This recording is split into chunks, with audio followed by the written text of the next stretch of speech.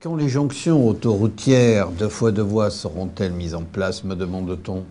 Entre Aurillac, Murat et Saint-Flour, à 75, entre 75 Brioude et le Puy-en-Velay, et entre Clermont-Ferrand, Vichy et Moulins.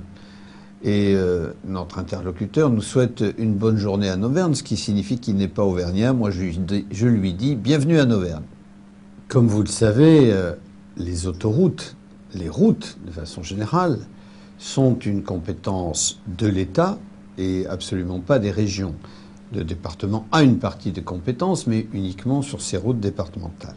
Donc l'État d'un côté, les départements de l'autre, la région donc ne peut que souhaiter que le désenclavement routier se termine, mais n'a pas l'intention d'aller une fois de plus soutenir financièrement l'État pour réaliser des compétences, pour mettre en œuvre des compétences qui sont les siennes. Alors sur les problèmes pratiques que vous posez, le retard par exemple sur la déviation du puits qui concerne la RN 88 est tel, il manque 90 millions d'euros aujourd'hui.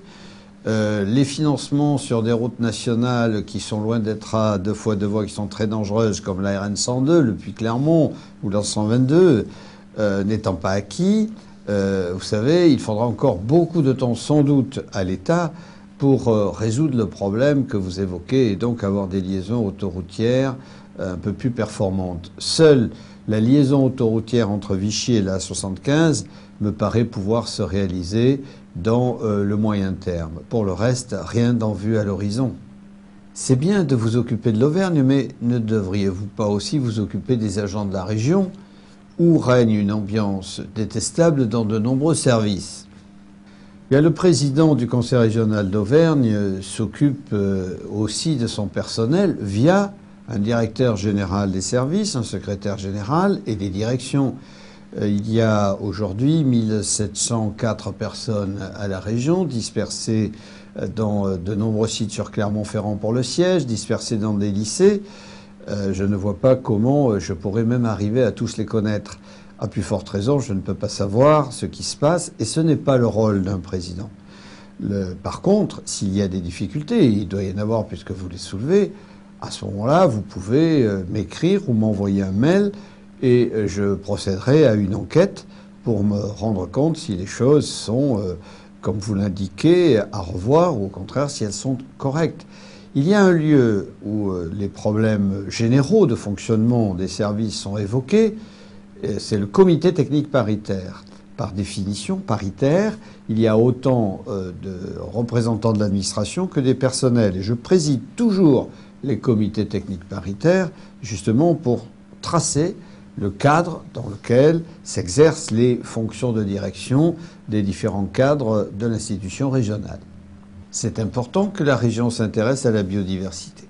Mais en période de crise, ne pensez-vous pas que certaines décisions de développement économique s'opposent aux bonnes intentions de préserver la biodiversité et limitent vos actions?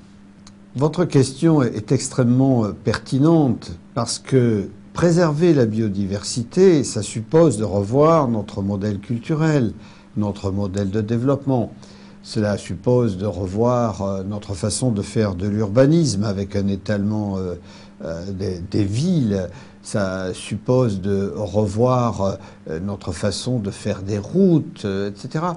Et l'économie, bien entendu, puisque dans l'économie, on recherche avant tout le profit.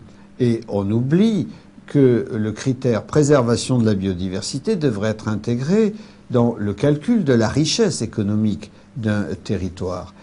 Dans le cadre du rapport, de l'avis que je suis en train de rédiger pour le Comité des régions d'Europe sur la politique de la Commission européenne en faveur de la biodiversité, je suggère en particulier que l'on revoie le calcul du produit intérieur brut des États membres en incluant précisément des paramètres sur la biodiversité pour qu'il n'y ait pas, de façon un peu brutale, que la recherche du profit et les gains obtenus qui soient véritablement le critère de la richesse d'un territoire.